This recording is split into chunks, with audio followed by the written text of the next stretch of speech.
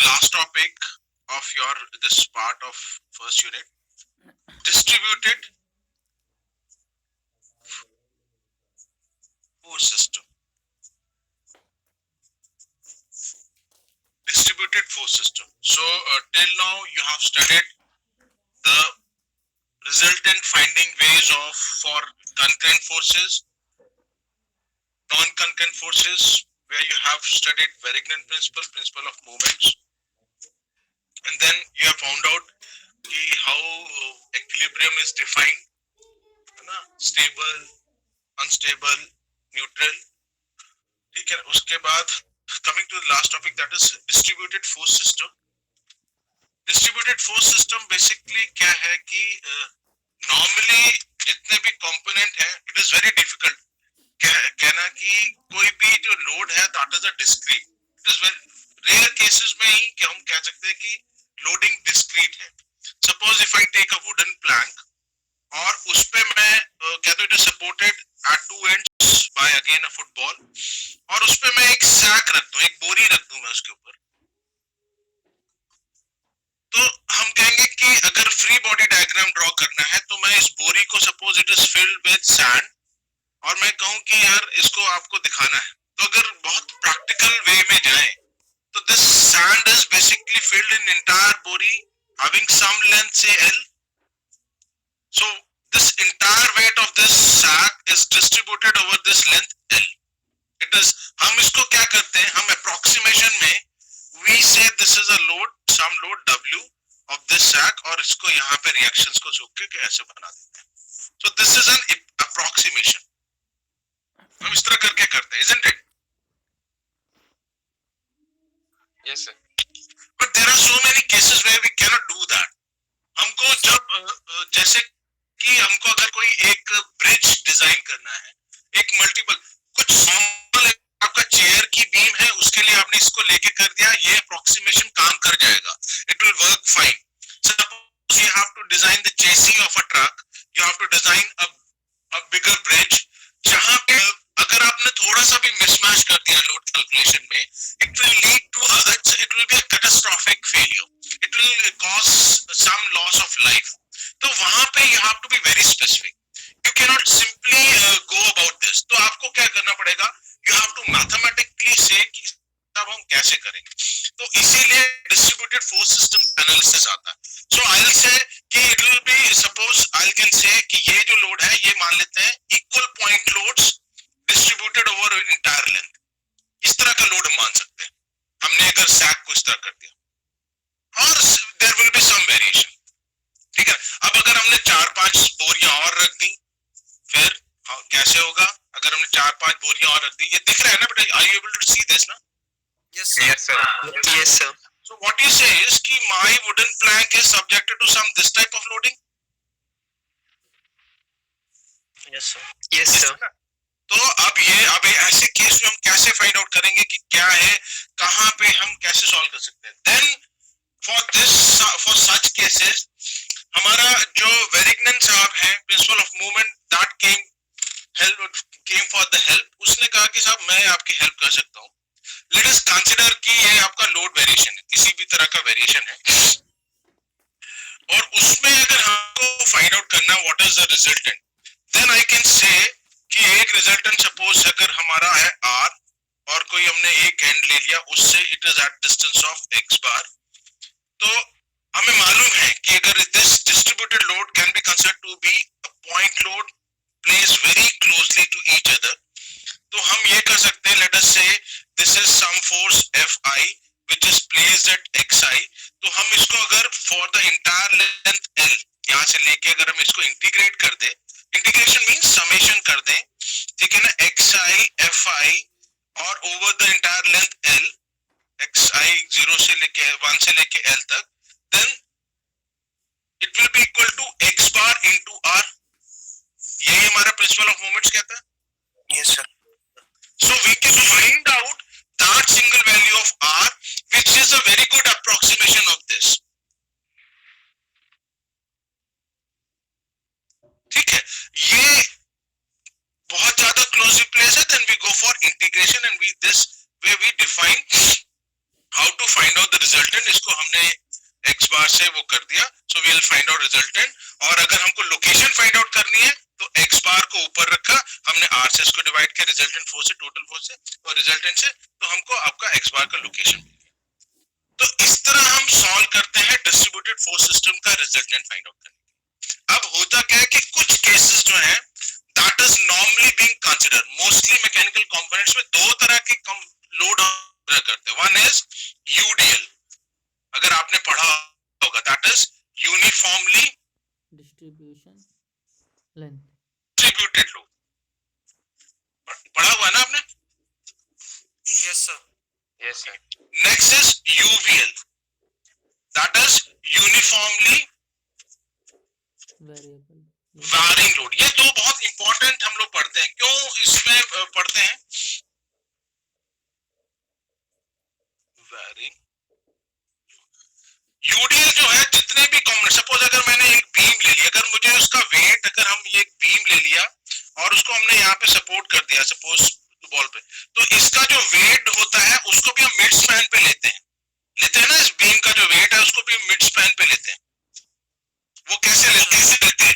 वो considering this UDL only, मान लेते हैं कि this is a uniformly distributed load, यानी कि पॉइंट लोड इक्वल मैग्नीट्यूड के that has been distributed over the entire length, और उसका जब हम कैलकुलेशन करेंगे दैट रिजल्टेंट विल बी, अगर लेंथ अगर l है तो ये l/2 डिस्टेंस पे आ जाता है ना यार? ये तो आपने किया हुआ ना? Yes, sir. Yes, sir. करा था ये तो। ये कर लेंगे। सिमिलरली यूवीएल हम प्रैक्टिकली कहाँ होता है, जब भी हम किसी भी कंपोनेंट में होल्ड करते हैं ना, कहीं पे नट बोल्ट है, suppose we have a rod, और अगर हमने कहीं पे अगर उसको कहीं पे फिक्स कर रखा है, तो अगर लोड, अगर उसका लेटरल लोड लग रहा है ना, ये मैं एग्जांपल दे रहा हूँ मैकेनिकल कंपोनेंट में, तब हम ये मान के चलते हैं कि वेरिएशन मैक्सिमम इसका इफेक्ट यहाँ पे है एंड इट रिड्यूसेस आउटवर्ड्स, ठीक है ना? जितना भी आपका जो स्ट्रेस डेवलपमेंट का है, मैक्सिमम स्ट्रेस यहाँ डेवलप होगा, बाकी इट विल रिड्यूस आउटवर्ड्स। तो ये जो वेरिएशन है, this is like uniformly varying load. अब किसी भी मैकेनिकल कंपोनेंट में, जैसे हम लोग फ्लैंजेस का डिजाइन करते हैं, फ्लैंजेस का, उनके कॉलर्स का, तब क्या होता है, जहां कहीं पे भी वो उसको पार्ट को टाइटली होल्ड करता है, तो in the region, in the vicinity of the tightly hold part आपका लोड मैक्सिमा होता है, और जैसे आप डिस्टेंस दूर जाते हैं it starts reducing. So that is considered to be uniformly varying load, जहां पे लोड को हम ये मान के चलते हैं कि it varies from 0 to some maxima. So that is almost half of UDL. समझ रहे हैं आप? ये भी आपने पढ़ा हुआ है। Yes, sir. और इसके अलावा भी वेरिएशन, रिपीट कर दीजिए क्योंकि सर माइक लैप्स हो गया था। अच्छा, इसके अलावा भी बहुत सारे एप्लीकेशंस में यूज होता है यूडीएल, सॉरी आपका पैराबोलिक, क्यूबिक, लेकिन the most commonly used variation in the distributed load system is uniformly distributed load, जहां पे there is equal magnitude of point load placed closely together, जैसे कि वेट ऑफ कंपोनेंट का consider करना है, या फिर यूवीएल है, यूनिफॉर्मली वेरिंग लोड है, जहां पे हम ये मान के चलते हैं load is varying from 0 to some maximum. और इस चूंकि ये वेरिएशन है लोड का, तो हम लोड के कोई एक मैग्नीट्यूड नहीं देते, हम रेट ऑफ लोडिंग देते हैं, Newton per metre. So let us से small w is showing Newton per metre, यानी कि अगर 1 मीटर लेंथ होती तो w न्यूटन का लोड होता। और जब हम यूनिफॉर्मली वेरिंग लोड में देते हैं, it is always with respect to the maximum edge, ये मैक्सिमम एज के रिस्पेक्ट में, this is one of the point load जिसका ये रेट ऑफ वेरिएशन है। ये अगर ऐसे वेरी करता हर जगह यही मैग्नीट्यूड, तो ये रहता, लेकिन चूंकि अगर यहाँ पे मैं देखूंगा तो ये height has been changed with respect to this, ये अगर यहाँ पे w है और ये टोटल लेंथ अगर l है, और यहाँ से मैं अगर डिस्टेंस x लेता हूं, तो यहाँ पे जो रेट ऑफ वेरिएशन आ गया that is w x by l, है ना? Yes, sir. Everybody agrees with this? Yes, sir. Yes, sir. तो ये दो वेरिएशन है लोड Yes, के, sir. जब हम वेरिएबल लोड्स का, हम जो डिस्ट्रीब्यूटेड लोड कंसीडर करते हैं, so when one is consider uniform, हर थ्रू आउट द बीम एक यूनिफॉर्म ही वेरिएशन है, एक जहां पे वेरिएशन है that is a linear variation 0 to से सम मैक्सिमम, ट्रायंगुलर वेरिएशन भी कहते हैं, ट्रायंगुलर लोड भी कहते हैं, और इसके अलावा भी वेरिएशन है पैराबोलिक, लेकिन प्रैक्टिकल एस्पेक्ट में हम यही दो कंसिडर कर रहे हैं अभी। ठीक है, इसको लेके सॉल्व करते हैं, तो इसका यूज करके हम सॉल्व करते हैं। और इसमें आपको पता ही है कि इसमें जो रिजल्टेंट आता है दैट इज एट L/2। इस केस में अगर लोड होगा तो रिजल्टेंट कहां पे होगा, x बार कहां पे होगा,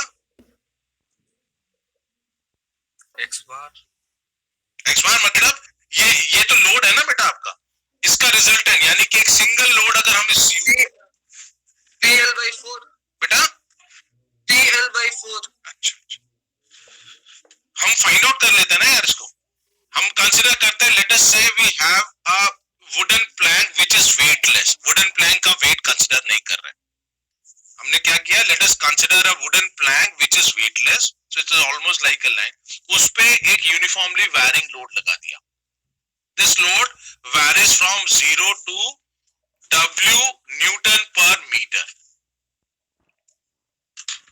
आर यू गेटिंग इट?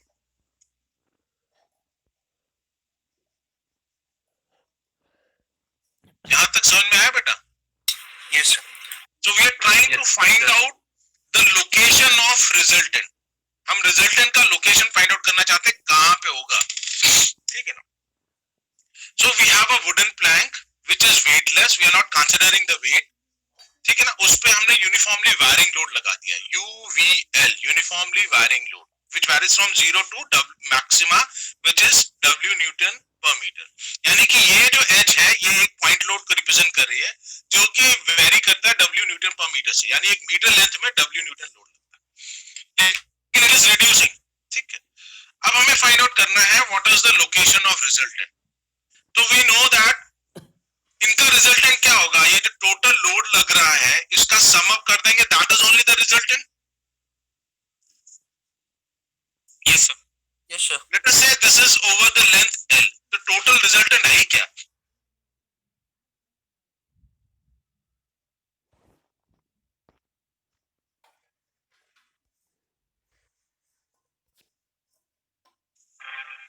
ठीक है ना? ये कैसे हुआ, हमने एक छोटा सा स्मॉल एलिमेंटल स्ट्रिप ले ली dx की और उसका मान लिया कि इस पे जो रेट ऑफ लोड है दैट इज W, ठीक है ना? तो लोड हो गया W dx। अब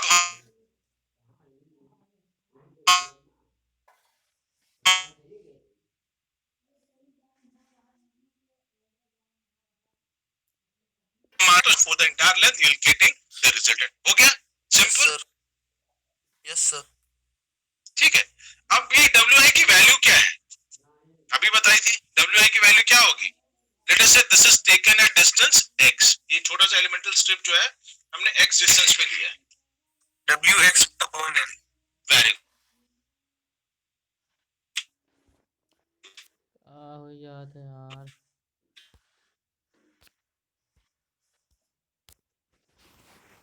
WL WI upon W, so WX/L, ठीक है ना?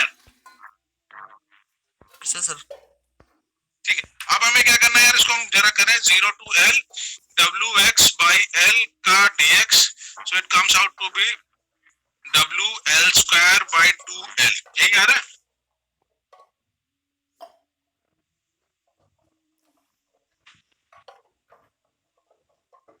यस मैंने लगा दिया है ना? Yes sir. So it is WX²/2L, तो x की लिमिट पुट कर दी L, यस सर ठीक है?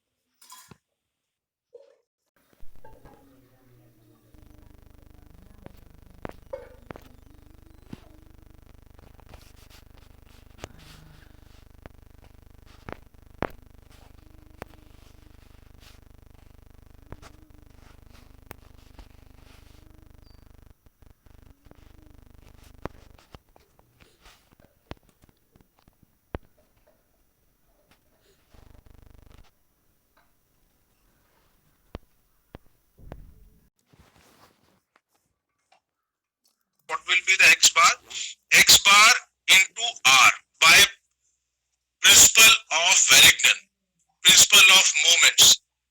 The moment of resultant about the point O is equal to sum of all the forces about point O, यानी कि integration 0 to L WI, इसी हमने छोटे एलिमेंटल सिस्टम को कंसीडर कर लिया, सो WI into X,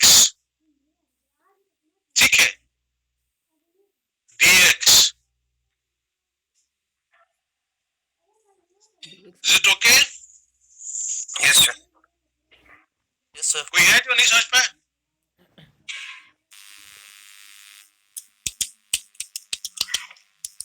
बेटा किसी सबको समझना, सब जानते हैं मेरे ख्याल से.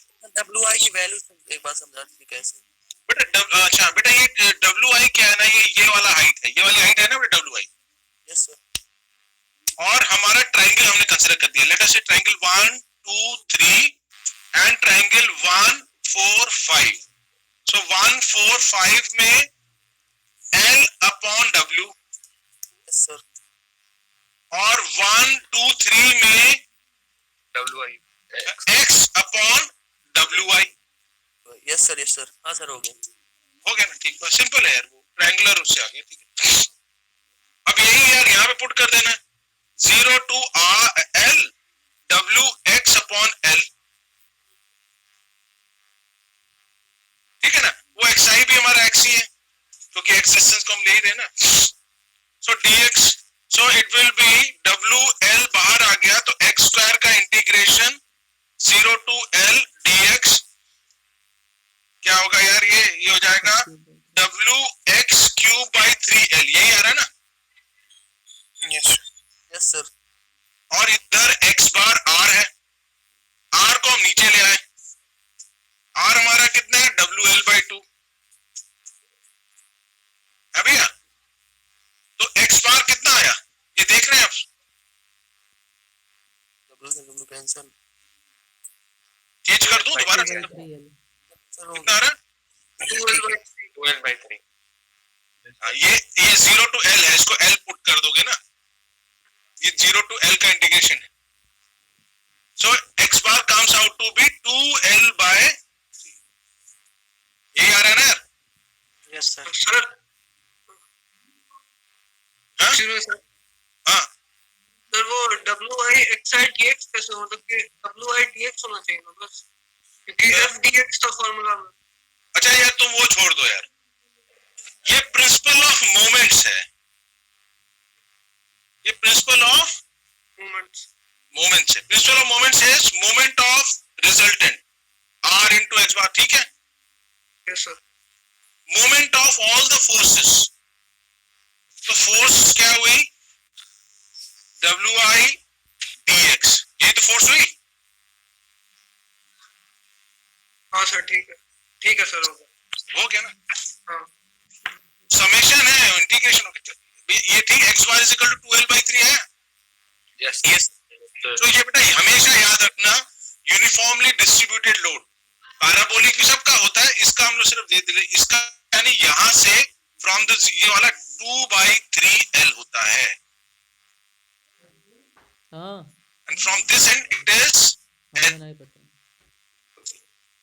सो for a triangular load the resultant is always यहाँ पे, ठीक है.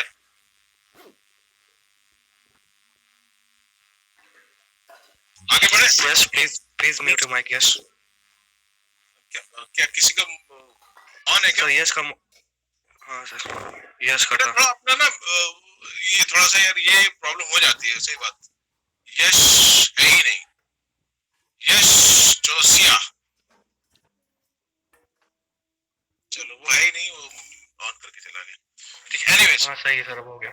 हाँ मैंने किया सर. चलो सो दिस इज इट. तो हम अभी ना अपना मोस्टली हम लोग जो कंसंट्रेट करेंगे, जो अगर डिस्ट्रीब्यूटेड लोड सिस्टम आएगा so will be having uniformly varying load as well as uniformly distributed. Parabolic भी है, क्यूबिक भी है, लेकिन अभी ऐसा ट्रीटमेंट नहीं करें, लेकिन अगर कहीं प्रॉब्लम में आता है तो हम उसको भी सॉल्व कर लेंगे, because again it is the simpler. वो उसका आपका इंडिकेशन, आपका जो यहाँ पे सिंपल WX by L आ रहा है वो क्यूबिक इक्वेशन के हिसाब से आएगा, उससे आएगा, ठीक है.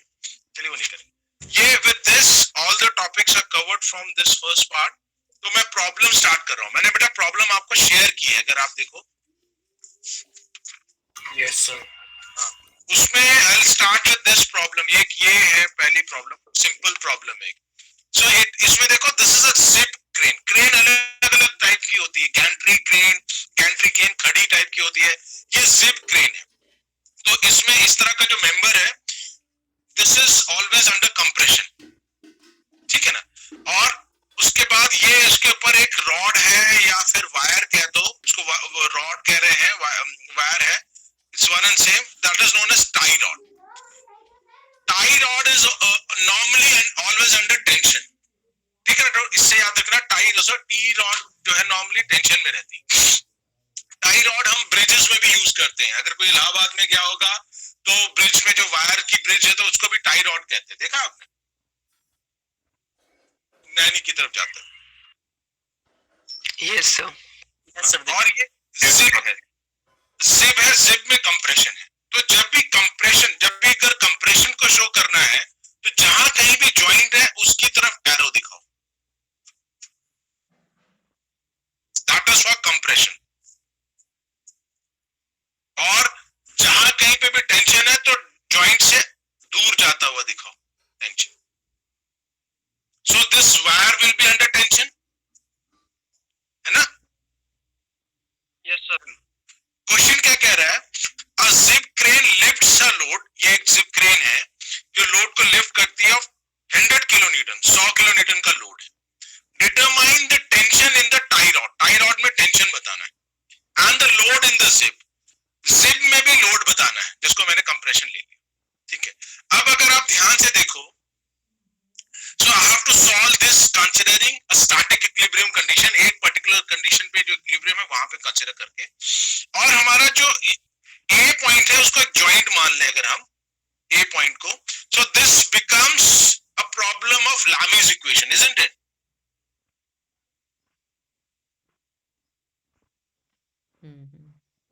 Hello, yes sir. क्या वॉइस लैग हो रही है क्या? Yes sir. Yes sir. So क्योंकि ये स्टैटिक इक्विलिब्रियम में है and we have three forces passing from the same, क्योंकि पुली का डाया नहीं दे रखा, तो pulley is almost considered to be a point जहां से हो रहा है, और उसका कोई फ्रिक्शन भी नहीं दे रखा, because I have not mention. तो इट्स अ स्मूथ पुली. तो इसका मतलब है हम यहाँ पे शो कर सकते हैं. तो पुली पॉइंट से ये एक टेंशन आ रहा है, ये एक टेंशन आ रहा है, और ये एक कंप्रेशन जा रहा है. यही हुआ ना? Yes sir. ये टेंशन इसमें, ये टेंशन. अब इसमें सबसे बड़ी बात है, क्योंकि pulley smooth, this tension will be same as this tension. Same ही होगा यार. Yes sir. 100 किलोन्यूटन, 100 किलोन्यूटन, और ये सी आपको फाइंड आउट करना है. तो इससे सिंपल क्वेश्चन क्या हो सकता है? Yes sir. एंगल आप फाइंड आउट कर लोगे यार, सब दे रखा है. ये 30, ये 60 दे रखा है, ये आप कैलकुलेट कर लोगे. ये 120 हो गया, 120 हुआ ना यार. Yes sir. और ये 120. 30 भी 30. बस फिर आप सॉल्व कर लो. अब अगला क्वेश्चन देखते हैं. अगला question says two equal spheres. आपके पास दे रखा है, उसमें पढ़ लेना अगर इससे नहीं पढ़ पा रहे हो. 50 mm radius arc. Two equal heavy spheres of 50 mm radius are arc नहीं है, R है यार. are in equilibrium within a smooth cup of 150 mm radius. अभी मैं फ्रिक्शन की प्रॉब्लम दे नहीं सकता, कोई फ्रिक्शन भी बताया नहीं. Show that the reaction R between the cup and the sphere is twice the reaction between the sphere S. अच्छा, यानी ये कह रहा है कि this is cup and we have two equal spheres which are in smooth contact, जिसका की weight इन्होंने दे रखा है. they have given weight दे रखा नहीं, weight नहीं दे रखा, रेडियस दे रखा. हाँ रेडियस दे रखा. रेडियस दोनों का सेम है, ये दोनों का सेम है. ठीक है ना. स्फीयर, ये ये जो रिएक्शन आ रहा है दैट इज S, और ये जो इनका जो ये ऐसे करके ये ऐसे बना रहे हैं, ये जो रिएक्शन आ रहा है दैट इज R, ये रिएक्शन ऐसे करके आ रहा है,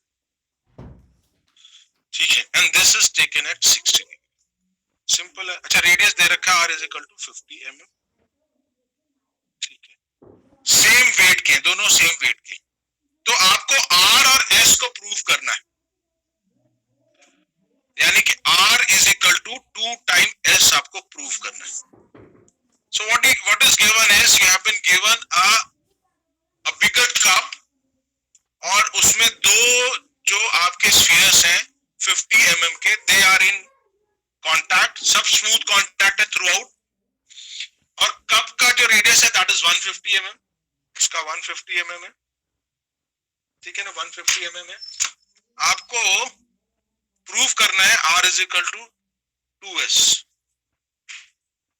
कर लेंगे? यस सर, हो जाएगा। वाह, वेरी गुड।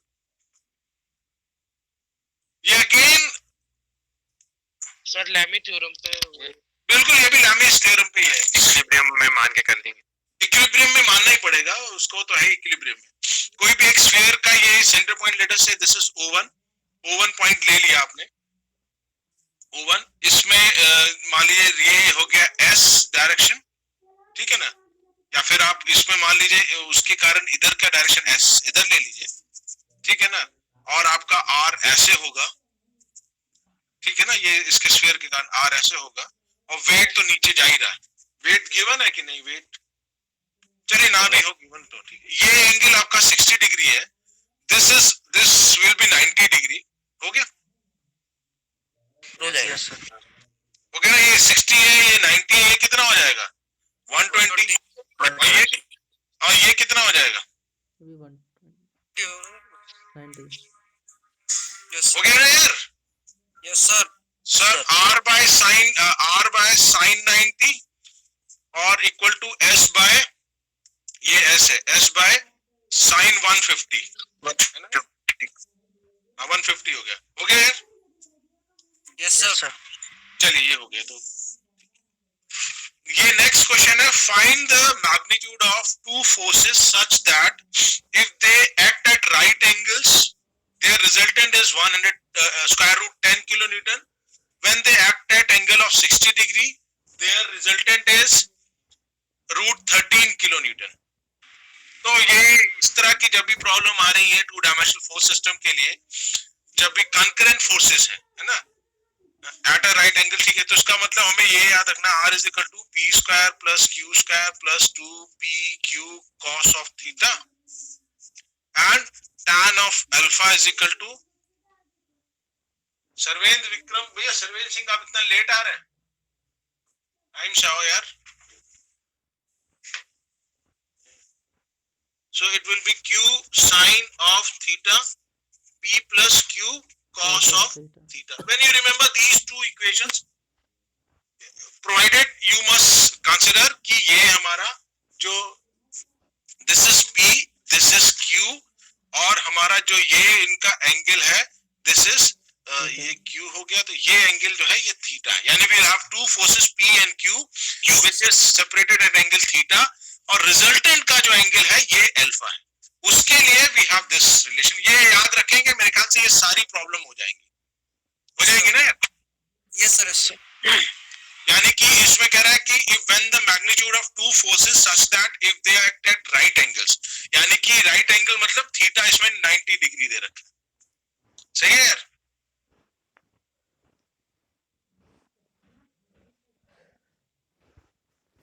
और right angle there resultant is इतना, फिर अगर 60 डिग्री है तो रिजल्टेंट इतना है, सॉल्व कर लीजिए, दो अननोन है, सॉल्व हो जाएगा, कर लेंगे ना यार ये। Yes sir. यस सर, हो जाएगा, आसान क्वेश्चन। Yes sir. आप बेटा अपने भी प्रैक्टिस कर लीजिएगा। फिर है two forces F and 2F act on a particle, यानी फोर्सेस है यहाँ पे डिफाइन किया गया F एंड 2F।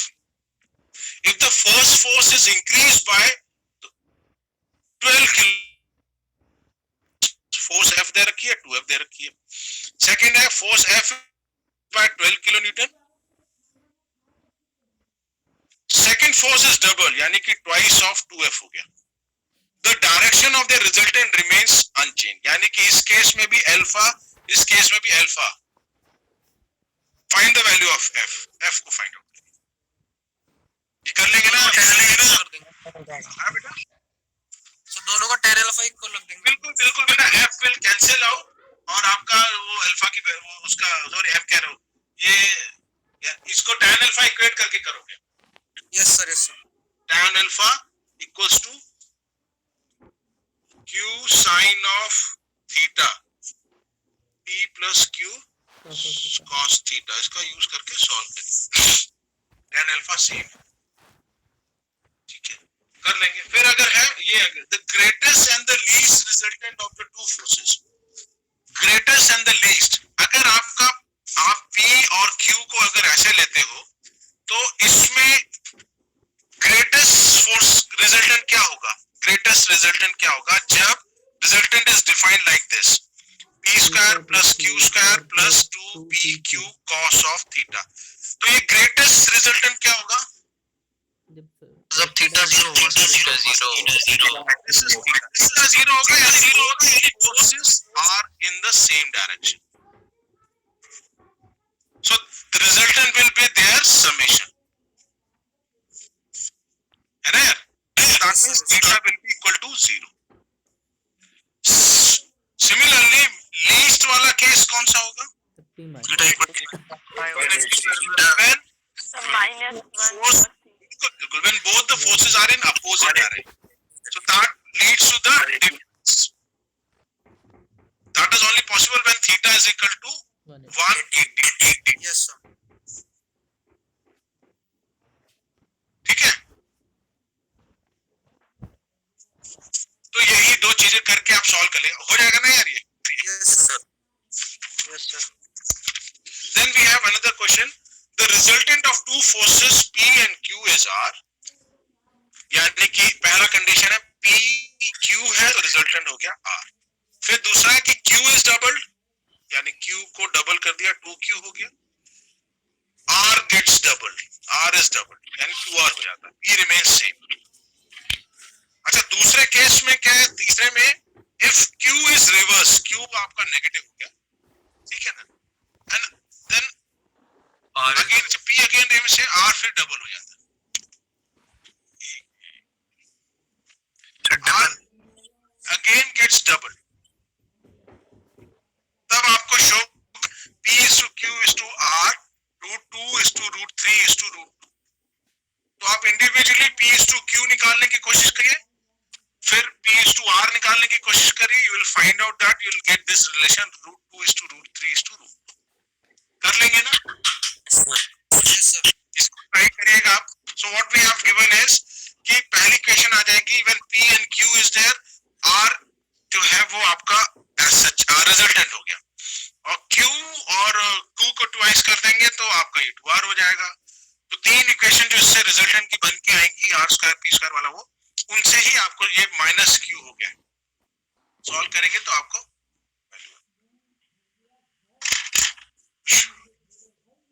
ठीक है. इसको आप ट्राई करेंगे कि अभी कर लेंगे ना? इसको आप यस सर, ठीक है. ये आपका इसलिए दिया कि आप करके मुझे ना सबमिट करिएगा. अब जब मैं आपको इसको ओपन कर दूंगा विंडो, उसी में सबमिट करिएगा. आप लोग एक पीडीएफ फाइल बना के इसको असाइनमेंट नंबर 1 लेके सबमिट करिएगा बेटा. Are you able to understand this? Yes sir. Yes sir. Assignment number 1 करके ये आप सारी प्रॉब्लम सबमिट करिएगा, और मैं आपको इसका भी नोट्स शेयर कर दूंगा इस फर्स्ट यूनिट की, ठीक है. फिर आपको देना है हाँ बेटा, कि पहले जो पढ़ाया था सबमिट नोट सर, वो मैं आपको जो मेरी तरफ से मुझे स्टडी मटेरियल जो मैं हूँ मैं आपको दे दूंगा. इसका एडिशनल अगर आपको कुछ बनाना होगा तो आप अपना बना लीजिएगा. मेरे तो जो स्टडी मटेरियल मैं भी आपको दे दूंगा. Okay sir. कब तक करना होगा सर सबमिट? बेटा ये मैं चाहता हूँ कि आप नेक्स्ट क्लास यानी कि नेक्स्ट वीक में उससे पहले कर दीजिए. सर A4 शीट पे करना है सर इसको. क्या बेटा? सर A4 शीट पे करना है क्या सर? बेटा मेरा ये देखो मैं आपसे ये चाहता हूँ कि आप एक कोई नोटबुक बना लो. शीट्स पे क्या होता है कि इट इज ऑलवेज लूज, वो कहीं पे भी मिसप्लेस हो सकती है. एक आपने नोटबुक बना ली है, आप उसमें गलती करो कुछ भी करो एक्सेप्टेबल, जो बहुत साफ साफ बनाते हैं यार, मैं खुद नहीं लिख सकता साफ साफ, तो लग जाता है कि आपने कॉपी किया है ना। अब आप स्कूल में नहीं हो यार, अगर आपने कहीं पे गलत भी करके उसको किया है ना, सो दैट इज एक्सेप्टेबल। अब ये नहीं होगा कि आपने पहला ब्लैक से लिखा फिर ब्लू से लिखा, वो तो मैं आपको पढ़ाने के लिए कर रहा हूँ ताकि आपको कुछ चीजें अलग अलग दिखें, उसका नहीं करना। आप किसी भी पेन से करो, कितनी भी गंदगी करो, लेकिन आप प्रॉब्लम साफ इतना करो कि मुझे समझ में आ जाए, और उसकी एक आप पीडीएफ बना के शेयर कर दो। Are you able to understand? Questions लिखने हैं। अरे यार क्वेश्चन तो लिख दोगे, कम से कम इतनी तो मेहनत कर दो कि मुझको तो दिखे कि कौन से किसमें क्या किया किसने। Okay sir. Yes sir. और मैं ये चाहता हूँ कि आप लोग सब खुद ट्राई करिए। उससे क्या होगा ना कि आपको नहीं आ रहा तो आपको कम से कम मुझसे पूछने का रहेगा, क्योंकि आप ये ट्राई कर लोगे, ये ऑलमोस्ट सभी वैरायटी है इस क्वेश्चंस की, थोड़ा बहुत आपका इससे वेरिएशन कर सकता है। तो अगर आप ये खुद सॉल्व करने की कोशिश करोगे तो almost you have completed what first unit का जो फर्स्ट पोर्शन है उसमें क्या क्या चीजें आ सकती है, इससे रिलेटेड जो चीजें हैं वो आप खुद अपने से कर सकते हो। Are you able to understand what I am trying to convey? Notes दीजिएगा सर, नोट्स। नो क्या नहीं समझ में आया सर नोट्स सर सेंड कर दीजिएगा व्हाट्सएप। नोट्स तो भेजेंगे यार, वो तो तुम, मैं क्या कहानी कर रहा हूँ, तुम बीच में नोट्स, मैं नोट तो भेजूंगा भाई, दैट इज सेपरेट थिंग, मैं ये कह रहा हूँ। ठीक है आगे बढ़े। ये पीडीएफ कहाँ से? Yes sir. अरे यार अब तुम लोग को भी समझाना पड़ेगा पीडीएफ कैसे, तुम किसी भी स्कैनर में चले जाओ, उसमें ऑप्शन होता है। नहीं सर कहाँ सेंड करनी, कहाँ? मैं यही अपना व्हाट्सएप ग्रुप ओपन कर दूंगा, आप इसी में भेज दीजिएगा। अच्छा ठीक है सर। मैं ये चाहता हूँ ना, you should not be writing क्या कहते हैं प्रेजेंटरीज अपनी शेयर ना करिए, क्योंकि this is an official group. आप बहुत ही, यू शुड बी रिस्ट्रिक्टेड, आपको जो इंपॉर्टेंट चीज लगे वो पूछिए। अननेसेसरी की पोस्ट डालने से क्रिएट्स प्रॉब्लम, है ना। वो आप अपना ग्रुप बना के अपना जो भी आपको चेंज करना एक्सचेंज करना उसमें करा करिए। आपको जो भी पूछना है यू कैन इजीली आस्क, उसमें सब कुछ पूछिए, लेकिन अननेसेसरी की पोस्ट नहीं। ठीक है, ये तो सिंपल ये है। Again this is the concurrent force system, इसमें क्या रखा, forces 3 kilo newton 12 root 2 kilo newton, and ये तो नॉर्मली आपने कभी भी पढ़ा होगा, इसमें दे रखा है you should be aware of these directions, ये तो सबको मालूम ही होगा ना। If I say this is east, so this will be west, then on the left hand side when you looking in the east, ये कौन सा डायरेक्शन होगा? North. This will be south. When you, और ये direction कौन सी हुई? East south east. And this is always taken at 45 degree, है ना यार? यस। Similarly ये कौन सी हुई? North east. यहाँ से देखेंगे it is north of east, यहाँ पे ईस्ट ऑफ नॉर्थ, ठीक है ना, तो नॉर्थ ईस्ट हो गया। 45। ये कौन सा हो गया?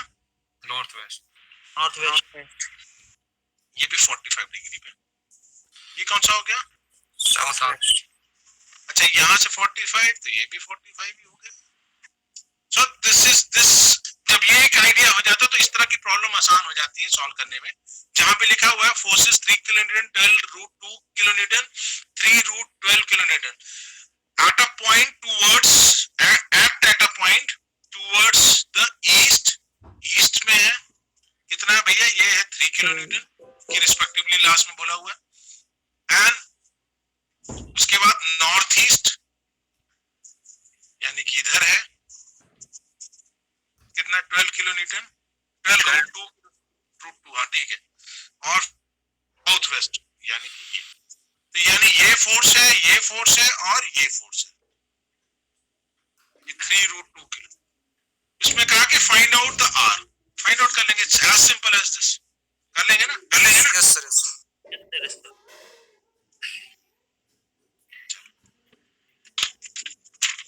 उसके बाद एक ये क्वेश्चन है, ये बहुत कॉमन आता है कि we have a channel in which some spheres are resting, in some cases friction को भी डाल देते हैं, इस केस में फ्रिक्शन नहीं, इट्स ऑल स्मूथ कांटेक्ट है। So can you understand this is two smooth spheres each of weight w। ये मेरा ड्रॉ करने में गड़बड़ हो गया है, लेकिन दोनों का वेट सेम है, यानी कि सेम ही रेडियस के हैं दोनों। Are you able to understand this? Yes. उस केस आपको फाइंड आउट करना है कि आपको रिएक्शन, आपके जितने भी कांटेक्ट पॉइंट्स हैं उसमें क्या रिएक्शन आ रहा है और यहाँ पे क्या रिएक्शन। तो इसमें इंपॉर्टेंट है कि फ्री बॉडी डायग्राम। तो लेट अस सी, अगर हम इसको देखते हैं तो अगर मैं इसका फ्री बॉडी डायग्राम ड्रॉ करता हूं, ये जो आपका नीचे वाला है इसको, तो यहाँ पे ये late us say this is first sphere, this is second, मैं फर्स्ट का कंसीडर कर रहा हूं। फ्री बॉडी डायग्राम में इसका ए पे कांटेक्ट पॉइंट है, कहां पे, सी पे है और ई पे है, यही हुआ ना, this is A, this is C, this is E point. तो इसका weight will be acting downwards और C पे क्या होगा, you will be having a normal reaction acting at C due to this homogeneous surface NC, ठीक है।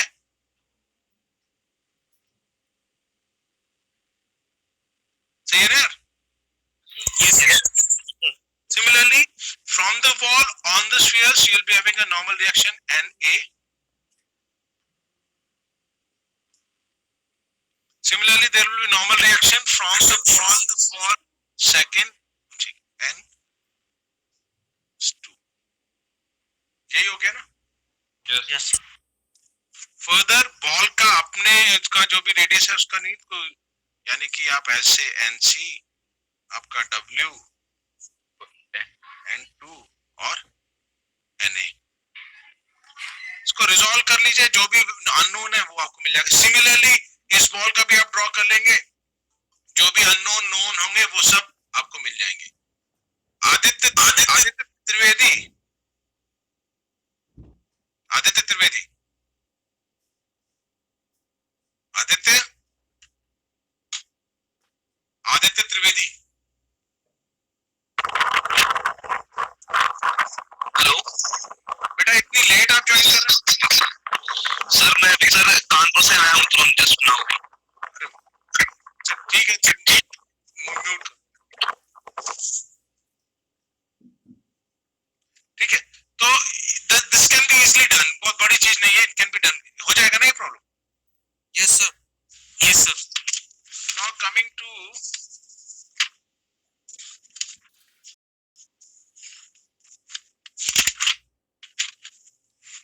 ये है, अब ये डिस्ट्रीब्यूटेड फोर्स सिस्टम की बात करते हैं। Now we have a problem this, determine the resultant of the system of forces acting on the beam.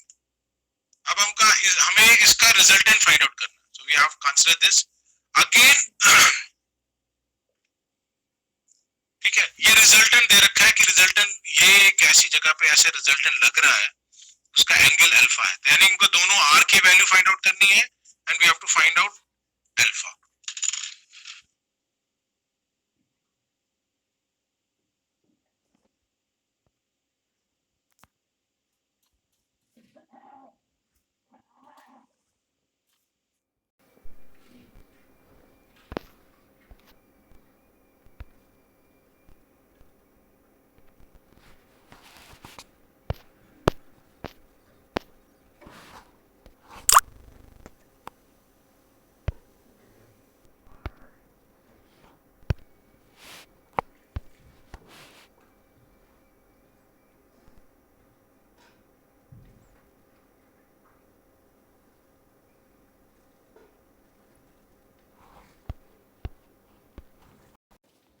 Find out करें, अरे आप पॉइंट ए के अबाउट क्या पॉइंट बी के अबाउट यहां भी कर सकते हो, आपको तो किसी के रिस्पेक्ट में फाइंड आउट करना what is the location of result.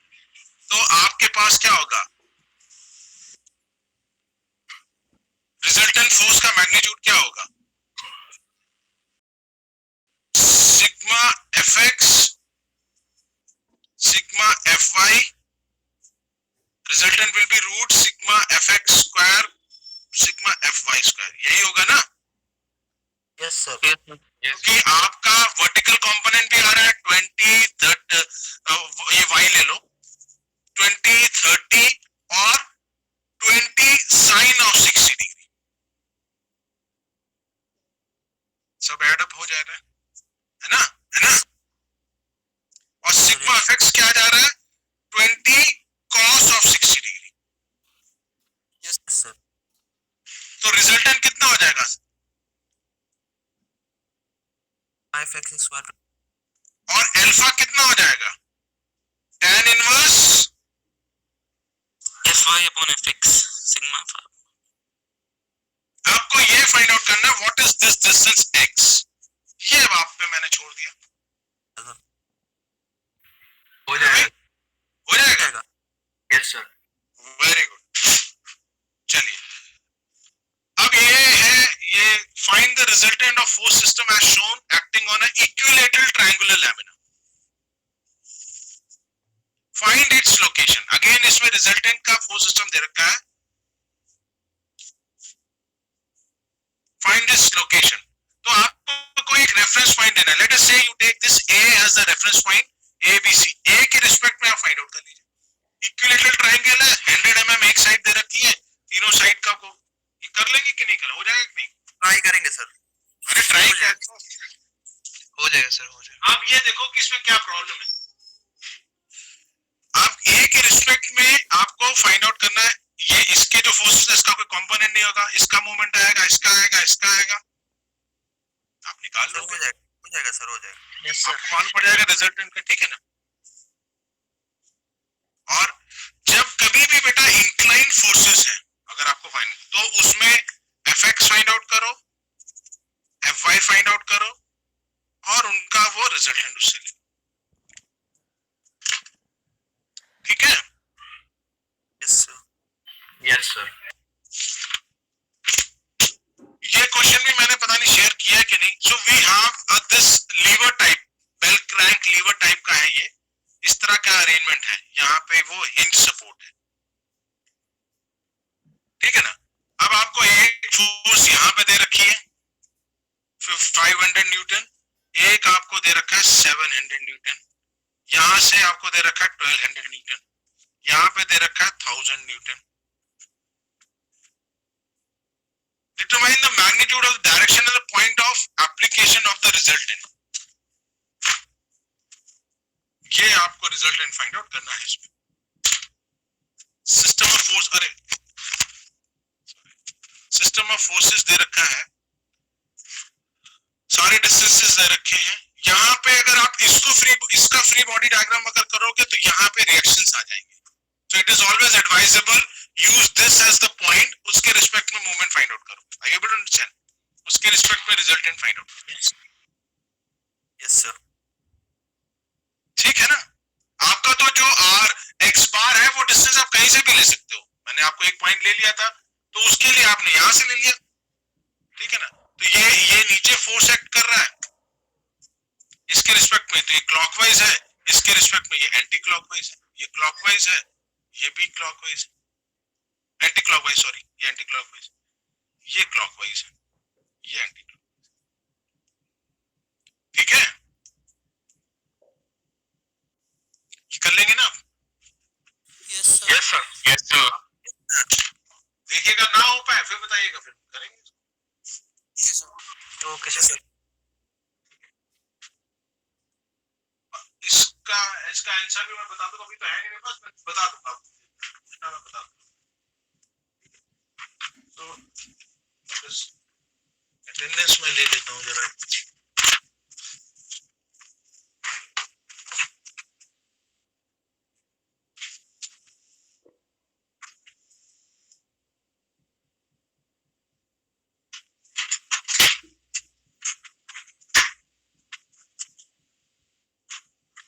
हाँ यार, टुडे इज 19th ना, आस्था